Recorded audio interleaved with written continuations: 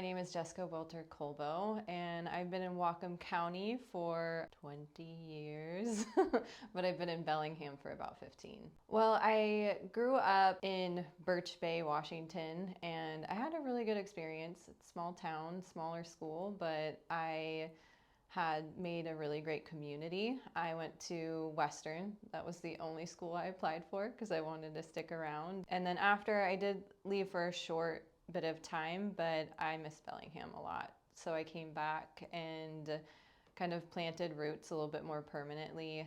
Our area is so beautiful. There's so many things about it that I love and get to experience. I'm pretty outdoorsy, so it just really kind of filled that gap for me. I'm not much of a city person, so moving down to Seattle was a bit of a shock in some ways, and I just realized that there was more in alignment in Bellingham for me.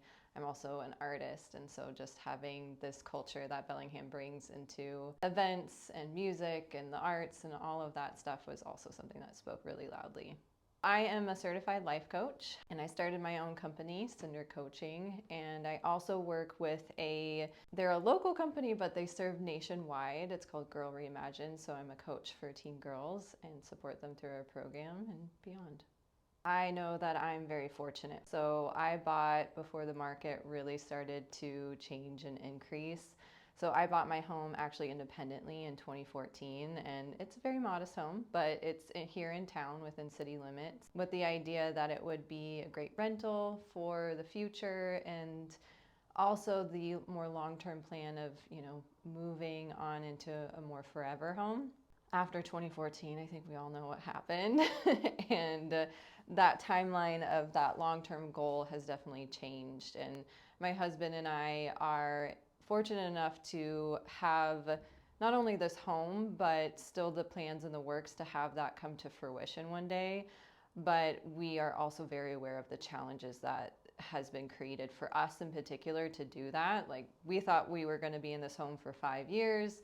It's going on 12 years, and with another probably 10 years to go before we can move on to that next step. I think it's just been really difficult to even see my peers and friends go through such a challenging time to fully plant roots here. I mean, there's so many people that are committed and love Bellingham for the same reasons that I do and want to stay here and build this life and community. But the challenges that come from the housing market that we face, I mean, a lot of people are kind of stuck in rentals and are slowly working towards hopefully the opportunity to get to a place to be able to afford a home.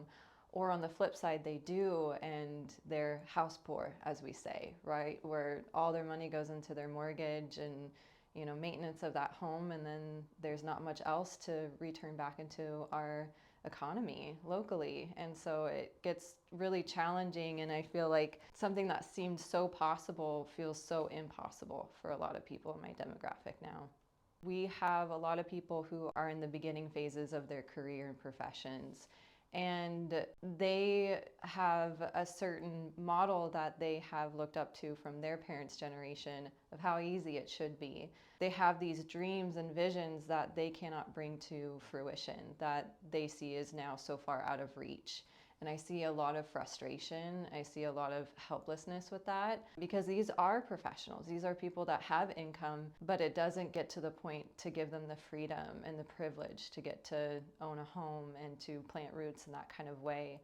And I think it's one of those things that we talk about it often, and in those discussions that we have, it can be about something totally different, and it somehow comes back to housing. And these people are invested in the community, but we're kind of out of loss as far as like what is going to give to allow for more access for this. And I also think that in our specific region, there's not a lot of high-paying jobs. So the cost of living here, as we all know, is very high.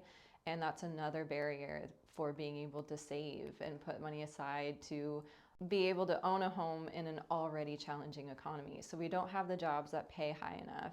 We have the high cost of living, and then we have so much competition. I know a lot of small business owners, and we can say, well, increase the minimum wage, right? But that only solves a certain amount of the problem, because our local economy and just the status of small businesses, they're up against so much. So by doing that, sometimes we're pushing them out too. So it's, it would be great if we had larger corporations come in to town to be able to support more of a middle class, but we also would need the expansion for that. I think, in this day and age, you pretty much need two incomes for a household to be secure. And a lot of what I see, even from friends of mine that are very well paid, they're having to make a choice of going back to work just to pay for childcare or choosing not to work. And so that takes out, people from being able to return to their careers or start new ones. And so it's kind of this snowball effect that happens. Well, in 10 years, I hope to have made that move into more of the forever home, find a little bit more expansion in my family unit, have at least a child, and have some financial security to do that. I think that's another thing that's been really difficult in making that choice. And I'm not getting younger, so it's going to have to happen sooner than later. But it feels like we're just up against some of those challenges that come with making that next step.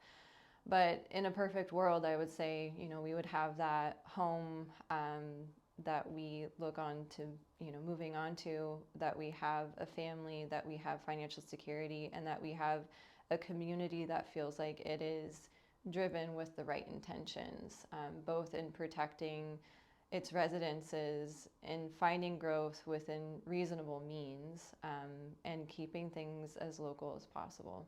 I know that a lot of our community, these young professionals, 25 to 40, they feel the weight of this. They feel the weight of the financial challenges. They feel the weight of the housing market, but they also feel the weight of this is going to fall on us eventually. And that's kind of a lot to carry and anticipate. And so I think where our older generations can come in is not just looking at us, well, you guys will solve this in 10 years, but how can you support us in now and making sure that we can provide that?